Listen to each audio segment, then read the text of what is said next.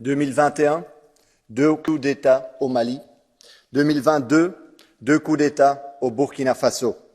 Le gouvernement militaire n'est évidemment jamais une solution, mais ces coups d'État dans la région du Sahel ne tombent évidemment pas du ciel non plus. Et c'est vraiment, je trouve, trop facile de dire que tout est la faute aux Russes. Il faudrait alors expliquer pourquoi cette propagande russe, bien réelle, a autant de succès et séduit. Ces coups d'État, et ça il faut le dire, viennent en fait sur fond d'une colère populaire profonde.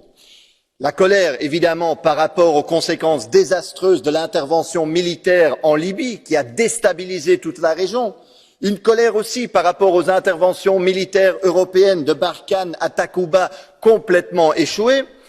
Une colère d'être pauvre dans des pays riches qui sont dépouillés par les multinationales européennes. Et une colère par rapport à l'impact du franc CFA sur les conditions de vie et sur la dimension sociale de ces pays. La colère, en gros, face à un néocolonialisme européen. Après le blocage d'un convoi militaire français, il y a de ça quelques mois, un étudiant burkinabé l'expliquait bien. Et je lis, « La population burkinabé et la jeunesse ne sont pas contre la France, mais contre le système français.